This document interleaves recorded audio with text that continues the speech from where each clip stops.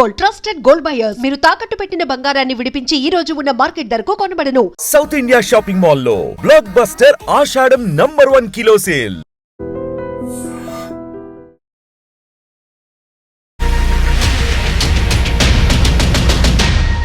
Cinema industry మీద ప్రేమ ఉన్న ఒక వ్యక్తి ఇక్కడ కష్ట నష్టాల గురించి, ఇక్కడ బాధల గురించి ఒక మనస్ఫూర్తిగా మాట్లాడే కౌశల్ కావాలి.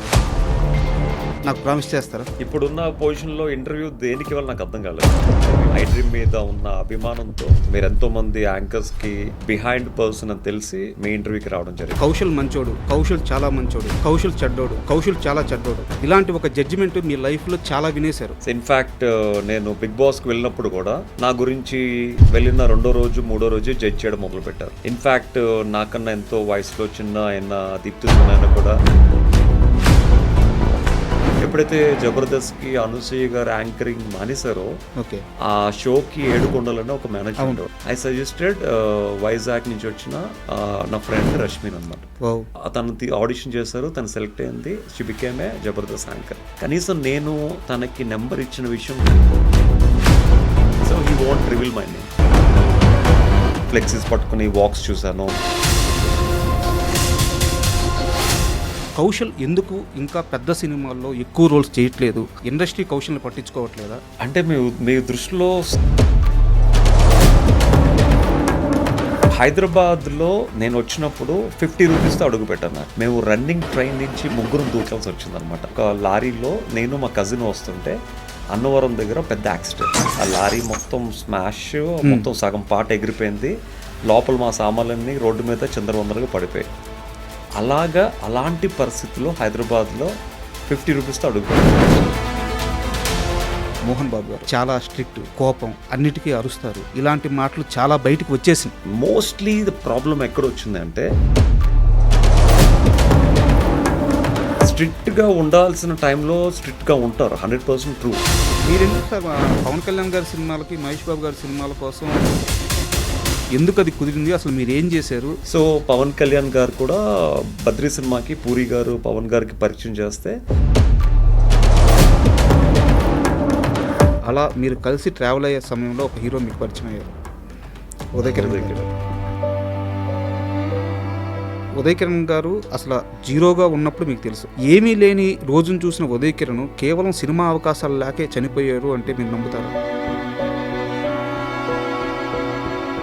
కుటుంబంతో, వాళ్ళ పేరెంట్స్తో, వాళ్ళ ఫాదర్తో తనకేవో. అప్పుడు నేనే మార్చురీకి వెళ్ళి ఓపెన్ చేస్తే అప్పుడు ఉదయ్ కిరణ్ గారి బాడీని ఫస్ట్ చూసింది నేనే. బిగ్ బాస్కు సంబంధించి లాస్ట్ క్వశ్చన్ సార్. మీతో పాటు పార్టిసిపేట్ చేసిన చాలా మందితో మీకు అక్కడ కొన్ని గొడవలు అయినాయి. వాళ్ళందరిలో ఒక వ్యక్తి పేరు చెప్పమంటే ఎవరైనా ఉన్నారా లేరా? ఉన్నారు. ఎవరు సార్? నాని గారు. యాజ్ దిస్ ఇంటర్వ్యూలో నాని గారు చూస్తారో లేదో తెలియదు కానీ బట్ సిన్సియర్గా యాజ్ ఐ డ్రీమ్ సాక్షిగా చెప్తున్నాను, నాని గారు అంటే నాకు ప్రత్యేకమైన అభిమానం, ప్రత్యేకమైన గౌరవం, ప్రేమ అన్నీ ఉన్నాయి.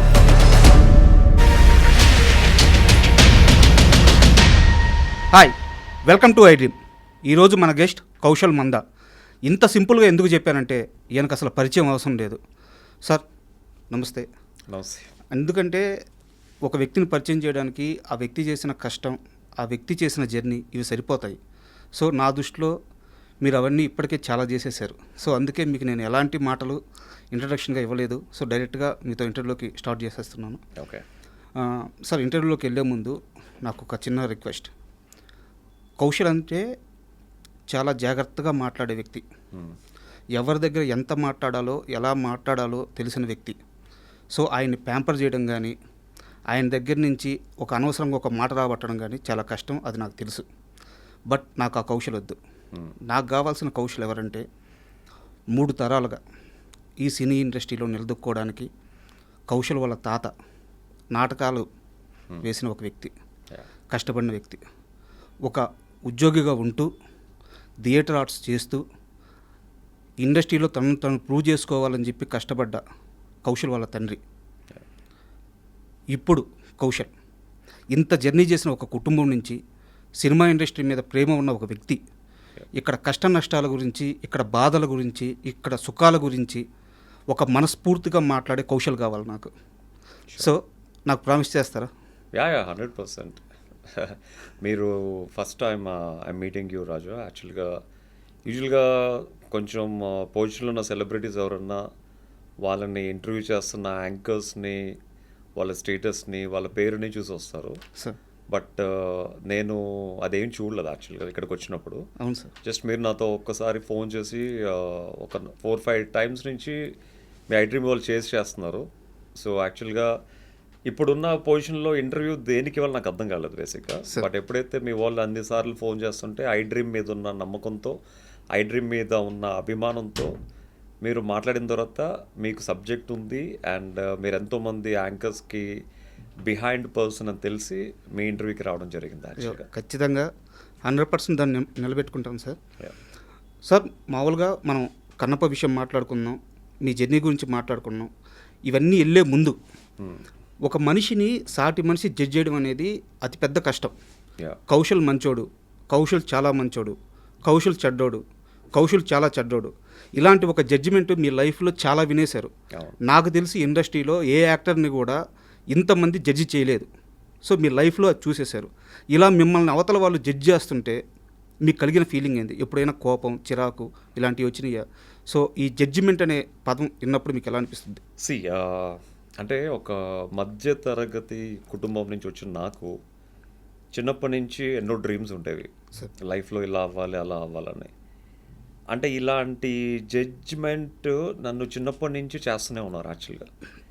నేను చిన్నప్పుడు అంటే అరౌండ్ 14-15 ఇయర్స్లో మోడల్ అవుతానంటే నువ్వు మోడల్ ఏంటరా అని చెప్పి నా ముందు నవ్వుకునే వాళ్ళు ఉన్నారు, నా ముందు జోక్స్ వేసుకునే వాళ్ళు ఉన్నారు. సో వాళ్ళ జోక్స్ని చూసి నాలో ఇంకా కసి పెరిగేది యాక్చువల్గా. వీళ్ళు నన్ను జడ్జిమెంట్ చేస్తున్నారు, నేను ఏదో ఒక టైంలో I have to show them అని చెప్పి within 2 years at the age of 16-17 నా పేపర్లో పెద్ద ఆర్టికల్ వచ్చింది. విశాఖపట్నం నుంచి ఫస్ట్ టైం ఒక పెద్ద ఫ్యాషన్ కాంపిటీషన్కి సెలెక్ట్ అయినట్టు. సో అప్పుడైతే వాళ్ళు నోరు మోస్తారు. తర్వాత 18 years అప్పుడు గ్రావియర్ అడోనిస్ మ్యాన్ ఆఫ్ ది ఇయర్కి విశాఖపట్నం నుంచి, ఆంధ్రప్రదేశ్ నుంచి సెలెక్ట్ అయిన ఫస్ట్ మోడల్గా నాకు పేరు వచ్చిందనమాట. ఓకే. సో అప్పుడు అందరూ నోరు మోస్తారు యాక్చువల్గా. సో ఇన్ఫ్యాక్ట్ నేను బిగ్ బాస్కి వెళ్ళినప్పుడు కూడా నా గురించి వెళ్ళిన 2వ రోజు 3వ రోజు జడ్జ్ చేయడం మొదలుపెట్టారు. ఇన్ఫ్యాక్ట్ నాకన్నా ఎంతో వయసులో చిన్న అయిన దీప్తి సునాయన కూడా కౌశల్యం ఉంది, రేపు మా వెళ్ళిపోతాడు అని జడ్జ్మెంట్ చేశారు. నాకు ఎవరన్నా జడ్జ్మెంట్ చేసినప్పుడు I take it as a challenge. Okay. I feel like I want to prove the best. Okay. అంటే వీళ్ళు నిన్న కాక మొన్న వచ్చారు, వీళ్ళు నన్ను జడ్జ్ చేసే స్టేజ్కి వచ్చారా, నేనేంటో వాళ్ళతో పాటు ప్రపంచానికి ప్రూవ్ చేయాలని. అట్లా యాక్చువల్గా నేను బిగ్ బాస్ అంత కష్టపడి ఆడవసరం లేదు సార్ ఆ కంటెస్టెంట్స్తో. బట్ నేను కావాల్సిన దానికన్నా ఎక్కువ కష్టం పెట్టాను, ఎక్కువ ఆలోచించాను, ఎక్కువ కసితో ఆడాను. సో మామూలుగా బిగ్ బాస్ కంటెస్టెంట్కి రావాల్సిన పేరు కంటే చాలా ఎక్కువ వచ్చింది యాక్చువల్గా. So that is what I accept challenges. Okay. So చిన్నప్పటి నుంచి ఒక మధ్యతరగతి కుటుంబంలో వచ్చిన ప్రతి ఒక్కరిని జడ్జ్ చేయడం అనేది కామన్ కాబట్టి, సో ఆబ్వియస్లీ అంటే గొప్ప కుటుంబంలో పుడితే జడ్జ్మెంట్ అనేది ఉండదు. అంటే ఆల్రెడీ హీ ప్రూవ్డ్, వాడికి ఉన్నా లేకపోయినా డబ్బు ఉంటుంది కాబట్టి ఏదో విధంగా బతికేస్తాడు. అలాగే పేద కుటుంబంలో వచ్చినోడికి ఆ కష్టాన్ని నమ్ముకొని బతుకుతాడు. బట్ అటు ఇటు కానీ మధ్యతరగతి కుటుంబంలో వచ్చిన వాళ్ళకి అటు వెళ్ళలేరు, ఇటు వెళ్ళలేరు. వాళ్ళు ఏంటంటే అటు ప్రూవ్ చేసుకోవాలి, ఇటు ప్రూవ్ చేసుకోవాలి. ఇటు కష్టాన్ని నమ్ముకుంటూ, ఇటు ఆ జడ్జిమెంట్ చేసిన వాళ్ళకి ఆన్సర్ ఇచ్చుకుంటూ they have to do something in their life to achieve something అనమాట. సో ఇది చాలామంది నోట్ చేసుకోవాల్సిన పాయింట్ సార్. ఎందుకంటే ఒక మనిషిని అవతల మనిషి జడ్జ్ చేయంగానే వాళ్ళలో కాన్ఫిడెన్స్ చాలా పడిపోతుంది. సో నేనేం చేయలేనా, ఏం సాధించలేనా అని చెప్పేసి. సో మీ లైఫ్ అంతా అది దాటుకునే వచ్చారు. సో చాలామంది నోట్ చేసుకోవాల్సిన పాయింట్ ఇది. బట్ మీరు బిగ్ బాస్ గురించి ప్రస్తావించారు కాబట్టి ఒక చిన్న, ఇది సీరియస్ క్వశ్చనే కానీ కొంచెం ఫన్నీగా ఉంటుంది. ఓకే. బిగ్ బాస్ హోస్ట్గా నాగార్జున గారు ఇన్ని సంవత్సరాలుగా చేస్తూ ఉండడం చాలా గొప్ప విషయం, ఒక స్టార్ హీరో అయి ఉండి. బట్ ఆ బిగ్ బాస్ హోస్ట్గా చేసేటప్పుడు ఫస్ట్ సీజన్లో ఎన్టీఆర్ వేసిన మార్క్, జూనియర్ ఎన్టీఆర్ గారు వేసిన మార్క్ అలాగే ఉంది. అలాగే ఇంతమంది కంటెస్టెంట్స్ లోపలికి వెళ్ళినా కానీ మీరు అక్కడ వదిలొచ్చిన మార్క్ అలాగే ఉంది. హోస్ట్గా ఆయన, కంటెస్టెంట్గా మీరు, మీ ఇద్దరికే ఈ మార్క్ ఎలా సాధ్యమైంది? అంటే దేనికన్నా ఆ మార్క్ అనేది చాలా ఇంపార్టెంట్ యాక్చువల్గా. ఇప్పుడు ఒక సినిమా చూస్తున్నప్పుడు మొదటి 5 నిమిషాల్లో సినిమా జడ్జ్ చేసే రోజులు వచ్చేసాయి. సార్ ఫస్ట్ 5 మినిట్స్ చూసి సినిమా బాగుంటుందా బాగోదా తెలిసిపోతుంది. అలాగే ఏదైనా షో చేస్తున్నప్పుడు ఫస్ట్ వేసిన మార్క్ బట్టే ఆ షో మొత్తం జీవితం అంతా డిపెండ్ అయి ఉంటుంది. ఇప్పుడు ఎన్టీఆర్ గారు అంత స్ట్రాంగ్గా ఆ పర్సనాలిటీ, అంత ఫెమిలియర్ పర్సనాలిటీ, అంత నిర్మోహమాటంగా హోస్ట్ చేయగలిగారు కాబట్టి అది పిల్లర్ అనేది చాలా స్ట్రాంగ్గా పడింది. ఒక్కసారి పిల్లర్ పడిన తర్వాత ఆబ్వియస్లీ దాని తర్వాత ఎంతమంది తర్వాత చేసినా కూడా ఆ పిల్లర్ స్ట్రాంగ్గా ఉంది కాబట్టి అది కొన్ని సంవత్సరాల వరకు నిలబడిపోతుంది. ఇప్పుడు ఎన్టీఆర్ గారు వేసిన పిల్లర్ బిగ్ బాస్ ఇప్పటికీ చాలా స్ట్రాంగ్గా ఉంది తెలుగులో. అదే కొంచెం యావరేజ్ హీరో ఎవరైనా చేస్తుంటే ఆ పిల్లర్ మళ్ళీ అంత స్ట్రాంగ్ ఉండేది కాదు. అండ్ ఫస్ట్ చాలా మందికి బిగ్ బాస్ ఏంటో తెలియదు యాక్చువల్గా. అంటే అదే ఆట ఎలా ఉంటుంది, ఆ గేమ్ ఎలా ఉంటుంది అని తెలియని టైంలో సీజన్ 1 రిలీజ్ అయింది. అసలు యాక్చువల్గా సీజన్ 1లో నేను వన్ ఆఫ్ ది పార్టిసిపెంట్ యాక్చువల్గా. యాక్చువల్గా ఆదర్శ్ బదులు నేను వెళ్ళాలి యాక్చువల్ లోపలికి. సో కాకపోతే ఏంటంటే నాకు అప్పటికి జీ తెలుగుతో అగ్రిమెంట్ అయింది కాబట్టి సూర్యవంశం సీరియల్కి 1 ఇయర్ వరకు నేను లోపలికి వెళ్ళకూడదు కాబట్టి నేను మా టీవీని రిక్వెస్ట్ చేస్తే వాళ్ళప్పుడు నన్ను నెక్స్ట్ ఇయర్కి యాక్సెప్ట్ చేస్తామని చెప్పి మాట ఇచ్చారు. But they are not sure. But next year కూడా లాస్ట్ ఇంకొక వారం రోజులు ఉంటుందంటే నాకు కాల్ వచ్చింది.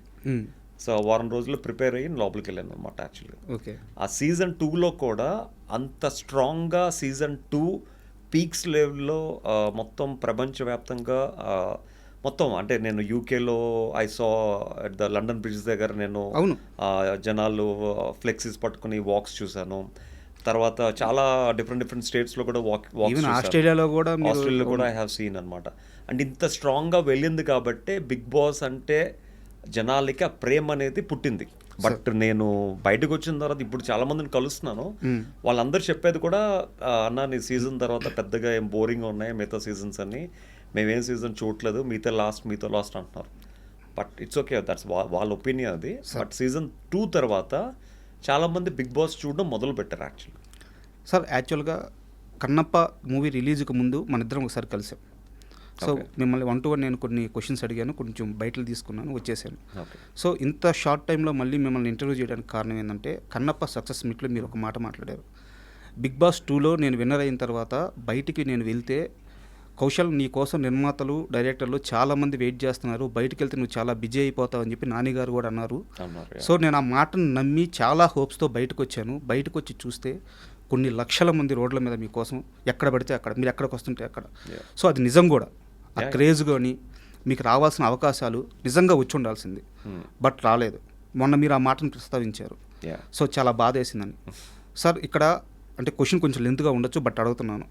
కౌశల్ని అభిమానించే కొన్ని లక్షల మందికి ఈరోజు ఒక డౌట్ ఉంది, కౌశల్ ఎందుకు ఇంకా పెద్ద సినిమాల్లో ఎక్కువ రోల్స్ చేయట్లేదు, ఎక్కువగా ఎందుకు స్క్రీన్ మీద కనిపించట్లేదు అని చెప్పి వాళ్ళందరికీ ఒక డౌట్ ఉంటుంది. సో ఇక్కడ మిమ్మల్ని తప్పుగా అనుకునే అవకాశం కూడా ఉంది. నిజంగా కౌశల్ సీరియస్గా ట్రై చేయట్లేదా, ఇండస్ట్రీ కౌశల్ని పట్టించుకోవట్లేదా, అసలు 2018 నుంచి 2025 వరకు మీరు ప్రయత్నాలు ఏ విధంగా చేశారు అవకాశాల కోసం? నాకు అది కాస్త డీటెయిలింగ్గా కావాలి సార్. అంటే మీ దృష్టిలో సక్సెస్ అంటే ఏంటి అసలు యాక్చువల్గా? అంటే సినిమాలు ఒక్కటే సక్సెసా? లేదు, ఎక్కడైనా బిజీగా ఉండడం, లైఫ్ ముందుకెళ్ళడం, ఒక పనిలో మనం సక్సెస్ అవ్వడం, సో మనం అనుకున్నది సాధించడం సక్సెస్. చాలామంది దృష్టిలో అంటే యాజ్ అన్ యాక్టర్ డెఫినెట్గా బయటకు వచ్చిన తర్వాత 10 సినిమాలు చేయాలనుకోవడంలో తప్పు లేదు సార్. But as a person I'm succeed after the Bigg Boss actually. అంటే బిగ్ బాస్కి ముందు నేను నిజంగా మేబీ 100కి ఒక 20-30 మందికి తెలిసి ఉంటుంది. బట్ బిగ్ బాస్ నుంచి బయటకు వచ్చిన తర్వాత 100కి 90 మందికి తెలుసు నేను. సో ఆ 90 మందికి తెలియడమే ఒక పెద్ద సక్సెస్ యాక్చువల్గా. ఇప్పటికీ కూడా యూఎస్కి వెళ్ళినప్పుడు, లేకపోతే ఆఫ్టర్ 7 years యూఎస్కి వెళ్ళినా కూడా ఆ 2018లో బిగ్ బాస్కి బయటకు వచ్చినప్పుడు ఎలాంటి అభిమానం, ఎలాంటి ఆప్యాయత ఉందో ఇప్పటికీ నన్ను చూస్తే చాలామంది పెద్దవాళ్ళు కన్నీళ్ళు పెట్టుకుని నువ్వు ఎలా తట్టుకున్నావయ్యా లోపల అంతమంది మధ్యలో నేడుస్తూ ఉంటారు యాక్చువల్గా. ఇప్పటికీ అదే ఫీలింగు, అదే ప్రేమ ఉంది. So that is a big success for me. But as an actor మీరు ఆ క్వశ్చన్ తీసుకొచ్చారు కాబట్టి చిన్నప్పటి నుంచి ఎన్నో కళలతో హైదరాబాద్లో అడుగుపెట్టాం. నేను హైదరాబాద్లో అడుగుపెట్టినప్పుడు సో నేను నా age around 18.5 maybe. I think నేను ఇంజనీరింగ్ చేస్తున్నప్పుడు ఇక్కడికి వచ్చాను అనమాట యాక్చువల్గా. సో ప్రాగా టూర్స్లో ప్రాజెక్ట్ వర్క్ చేస్తూ హైదరాబాద్లో సెటిల్ అవ్వడం జరిగింది. సో హైదరాబాద్లో నేను వచ్చినప్పుడు 50 రూపీస్తో అడుగు పెట్టాను యాక్చువల్గా. ఐ రిమెంబర్ యాక్చువల్గా మేము వైజాగ్ నుంచి హైదరాబాద్ షిఫ్ట్ అవుతున్నప్పుడు నేను మా మదర్ మా ఫాదర్ వస్తుంటే సూట్ కేస్ పెట్టి కిందన బయట డోర్ దగ్గర మా సిస్టర్ వాళ్ళకి సెండ్ ఆఫ్ బాయ్ చెప్పి వస్తున్నప్పటికీ మా సూట్ కేసులన్నీ ఎవరో తీసుకెళ్ళిపోయారు యాక్చువల్ ట్రైన్లో. ఓకే. మేము మళ్ళీ బ్యాగ్కి వచ్చి చూసుకున్నప్పటికీ సూట్ కేసులు లేవు. ఆ సూట్ కేసులో మాకు హైదరాబాద్ రావడానికి కావాల్సిన డబ్బు, మా మదర్ నగలన్నీ అందులో ఉన్నాయి. ఎప్పుడైతే సూట్ కేసులు 3 సూట్ కేసులు మాయమైపోయాయి వచ్చినప్పటికీ, వాళ్ళకి బాయ్ చెప్పి వచ్చినప్పటికీ సూట్ కేసులు లేవు. మేము రన్నింగ్ ట్రైన్ నుంచి 3 దూకాల్సి వచ్చిందనమాట. అంటే ఏమీ లేకుండా హైదరాబాద్లో ఏం చేస్తామని చెప్పి రన్నింగ్ ట్రైన్లోంచి మా మదరు మా ఫాదరు నేను 3 దూకేసి మళ్ళీ పోలీస్ కంప్లైంట్ ఇచ్చి చాలా రోజులు వెయిట్ చేస్తాం. బట్ సూట్ కేసులు దొరకలేదు. ఓకే. దాంతో మేము హైదరాబాద్ వెళ్ళడానికి దాచుకున్న డబ్బు, మా మదర్కి ఉన్న కొంచెం కొద్దిపాటి నగలు అన్నీ పోయాయి అన్నమాట. తర్వాత ఇంకా పోలీసుల చుట్టూ తిరిగి ఆ డబ్బులు రాకపోయేసరికి మళ్ళీ మా మదర్కి పాపం మా పిన్నిలందరూ వీళ్ళు వాళ్ళు సారీస్ ఇస్తే అవన్నీ మళ్ళీ ఒక 2 సూట్ కేసులు అవుతే మళ్ళీ అవి పట్టుకుని దే వెంట అనమాట హైదరాబాద్కి రావడం. వాళ్ళు హైదరాబాద్లో వెళ్ళిపోయారు అనమాట ట్రైన్ ఎక్కి. నేను వైజాగ్లో ఉన్న మా హౌస్ అంతా ఖాళీ చేసి ఒక లారీలో నేను మా కజిన్ వస్తుంటే అన్నవరం దగ్గర పెద్ద యాక్సిడెంట్. మొత్తం ఆ లారీ మొత్తం స్మాష్, మొత్తం సగం పాట ఎగిరిపోయింది. లోపల మా సామాన్లన్నీ రోడ్డు మీద చిందరవందరగా పడిపోయాయి. ఇంకా సామాన్లు తీసుకుని కూడా ప్రయోజనం లేక ఆ సామాన్లన్నీ అలాగే వదిలేసి మేము ఒక 2 days తర్వాత హైదరాబాద్ రావడం జరిగింది. అలాంటి పరిస్థితుల్లో హైదరాబాద్లో 50 రూపీస్తో అడుగుపెట్టాను యాక్చువల్గా. సార్ సో అప్పుడు మేము బిఎస్ మక్తా సోమాజిగూడ దగ్గర ఒక 600 రూపీస్ రైల్వే ట్రాక్ పక్కన ఒక స్లమ్లో అద్దెకి ఉండేవాళ్ళం యాక్చువల్గా. That is how I started my life in Hyderabad actually. కాకపోతే అక్కడి నుంచి కొంచెం దూరం వెళ్తే ఒక ఎస్టీడీ బూత్ ఉండేది. రోజు కాయిన్స్ వేసుకుని అక్కడున్న కొంతమంది కొరియోగ్రాఫర్స్కి, కోఆర్డినేటర్స్కి, యాడ్ ఫిల్మ్ డైరెక్టర్స్కి ఫోన్ చేస్తే ఎవరో ఒకరు ఏదో ఒక 3 రోజులకి ఒక పేజర్ ఉండేది అనమాట. ఆ అప్పట్లో పేజర్కి మెసేజ్లు వస్తుంటే నేను వెళ్ళి ఫోన్ చేసేవాడిని. సో యాజ్ అ మోడల్గా కాకపోయినా ఒక ఫ్యాషన్ షో అవుతుంటే ఒక 10 సీక్వెన్స్లు అవుతే నాకు ఒక సీక్వెన్స్ ఛాన్స్ ఇచ్చేవారు. ఓకే. సో ఆ సీక్వెన్స్ ఛాన్స్ ఇచ్చినందుకు 500 1000 రూపీస్ ఇచ్చేవారు అనమాట.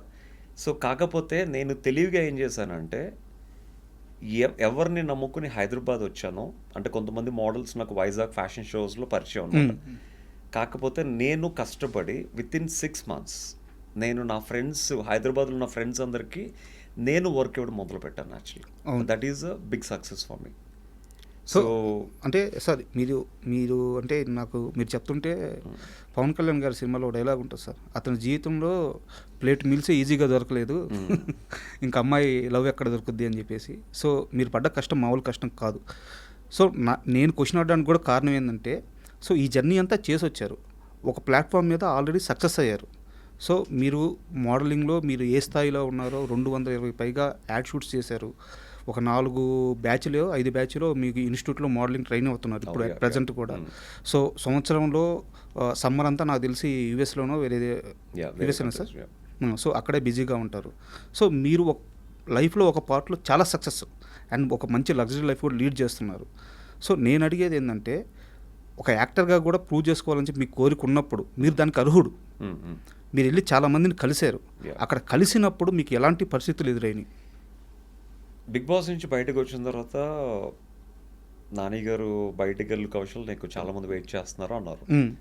నేను అప్పుడు అదే చెప్పాను నాని గారు కూడా, మీరు నాకు ట్రోఫీ ఇచ్చారు, ఈ ట్రోఫీతో నాకు బయట పెద్ద ఉపయోగం ఉండదండి, కాకపోతే మీరు చేసే ప్రతి సినిమాల్లో నాకు ఒక మంచి క్యారెక్టర్ ఇవ్వండి, that is a big success for me. అంటే లేదు నువ్వు బయటికి వెళ్ళు, చాలామంది వెయిట్ చేస్తున్నారు, నీకు తెలుస్తుంది అన్నారు.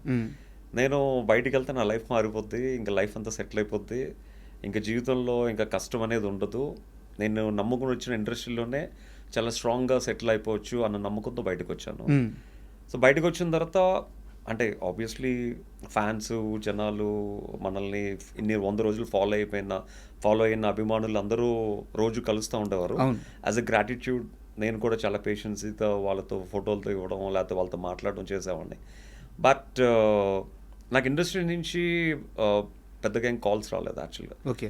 సో నేను కూడా బయటకు వచ్చిన తర్వాత పర్సనల్గా పూరి జగన్నాథ్ గారిని, సుకుమార్ గారిని, అనిల్ రాయపూడి గారిని ప్రతి ఒక్కరిని కలవడం జరిగింది. ఓకే.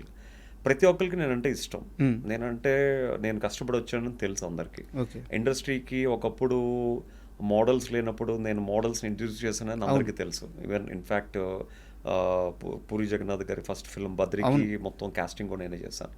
బట్ ఏంటంటే ఐ థింక్ కౌశల్ నీకు మంచి క్యారెక్టర్ ఇవ్వాలి, అలాంటి క్యారెక్టర్ ఇస్తే మీ ఫ్యాన్స్ అందరూ మమ్మల్ని వేసుకుంటారు, మంచి క్యారెక్టర్ ఇవ్వాలి, బట్ క్యారెక్టర్ పడితే డెఫినెట్గా వి విల్ టెల్ యూ అనేవారు కానీ. ఓకే. బట్ నాకు ఎప్పుడు మళ్ళీ ఫోన్ వచ్చేది కాదు. అంటే ఒక డైరెక్టర్ని మనం 1-2 సార్లు కన్నా అంతకన్నా ఎక్కువ సార్లు మనం అడగలం. అప్పటికీ కూడా అంటే బిగ్ బాస్ విన్ అయిన యాజ్ అ విన్నర్గా యూజువల్గా ఒక కంటెస్టెంట్కి కొంచెం యాటిట్యూడ్ కూడా పెరుగుతుంది. ఈవెన్ నా యాటిట్యూడ్ని అన్ని పక్కన పెట్టి పర్సనల్గా చాలామంది దగ్గరికి వెళ్ళి ఐ ఆస్క్ దెమ్. అంటే at the age of 4 years నుంచి ఐమ్ యాక్టింగ్ థియేటర్. సో ఎలాంటి రోల్ ఇచ్చినా ఐ కెన్ డూ జస్టిస్ అండి. బట్ ఇప్పుడు ఫేమ్ కూడా ఉంది. సో ఈ టైంలో మంచి క్యారెక్టర్స్ పడితే లైఫ్ అంతా ఐ కెన్ సెటిల్ అయిపోవచ్చు, మీరు నాకు అది పెద్ద హెల్ప్ చేసిన వాళ్ళు అవుతారు అని చెప్పాను. బట్ అందరు ఇద్దాం అనుకుంటారు కానీ బట్ ఐ డోంట్ నో లాస్ట్లో ఏమవుతుందో తెలియదు కానీ. బట్ కరెక్ట్ అయిన క్యారెక్టర్ పడుంటే ఈ పాటికి సెటిల్ అయిపోయి ఉన్నాయి. అంటే ఒక యాక్టర్ కావాల్సింది ఒక మంచి పర్సనాలిటీ, ఒక మంచి ఫిజిక్, ఒక మంచి లుక్స్, అండ్ దానికి తోడు ఒక టాలెంట్. ఇవన్నీ మనకు ఉన్నప్పుడు ఇంతకుముందు అవన్నీ ఉన్నా బయట పేరు లేదు, దాని పేరు లేకపోవడం వలన నాకు ఇవ్వట్లేదేమో అని ఒక క్వశ్చన్ మార్క్ ఉండేది. బిగ్ బాస్ గెలిచిన తర్వాత పేరు కూడా యాడ్ అయింది. యాడ్ అయినప్పుడు I thought it will be more easier for me. But even then I didn't get good roles అని చెప్పాలి సార్. అంటే ఈ ఇంటర్వ్యూ